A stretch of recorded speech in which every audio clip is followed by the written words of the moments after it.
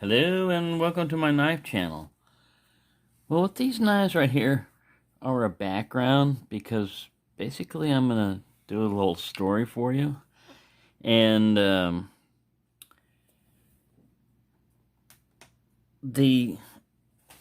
reason why this is a background is this would be a good knife walk and talk subject, but um, anyways, it's a war story.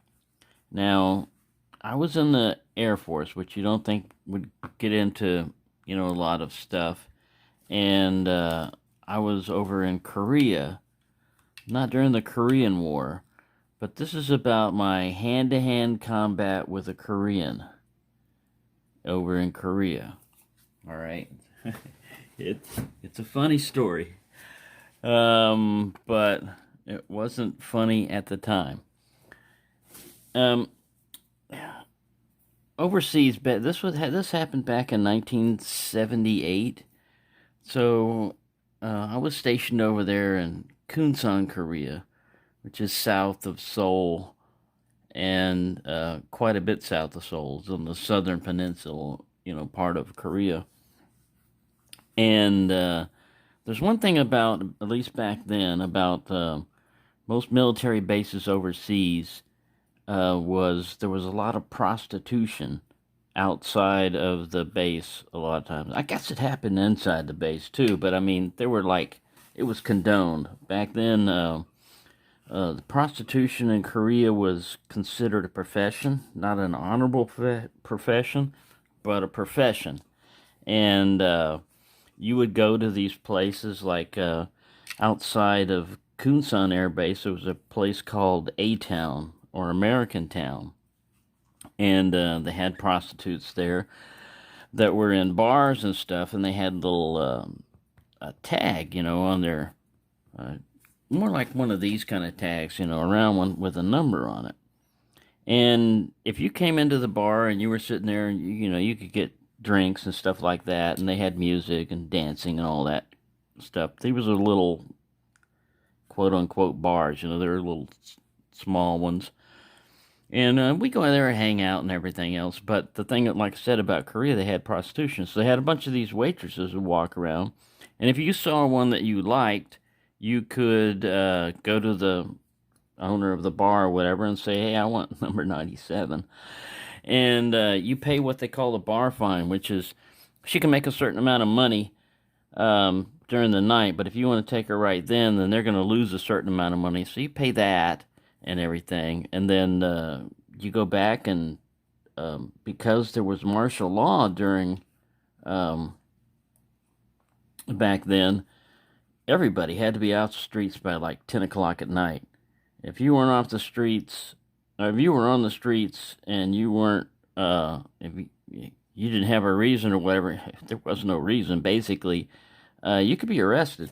Military police would patrol, and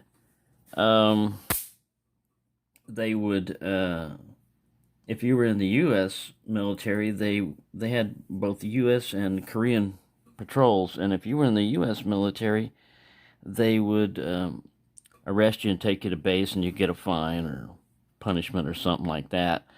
If you're a Korean, I don't know what happened to you, but I don't think it's like like the really bad places where you're never heard from again or anything. I think it was probably some kind of fine or something.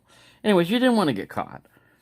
And so basically, the amount of money that you paid for that woman was for all night. I mean, it wasn't just like one thing and then you're gone. It was, you go to their hooch or whatever and you have sex, and if you're young, your 20s and everything, you could have sex all night if you wanted to. But anyways, there's another thing that you do, like if you like a girl or whatever, you can kind of like lease them. So you pay them a certain amount a month, and then every time when you're in town, you can go, over there and be with them if you want. That's kind of a weird arrangement. Anyways, I had kind of like a quote-unquote prostitute girlfriend.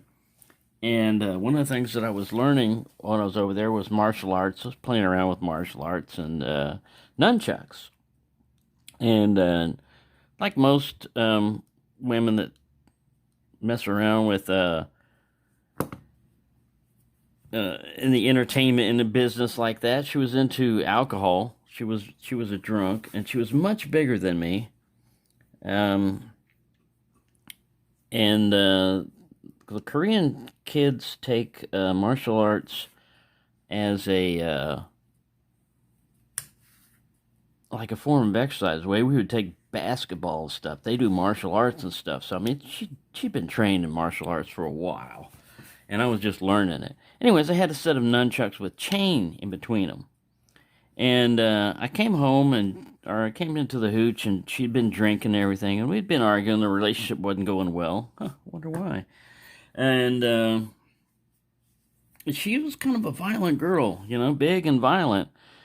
Sometimes, not physically violent, not always like talking violent, but physically violent.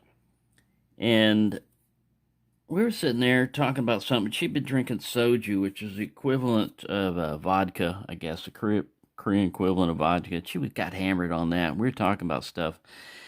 And I knew enough English.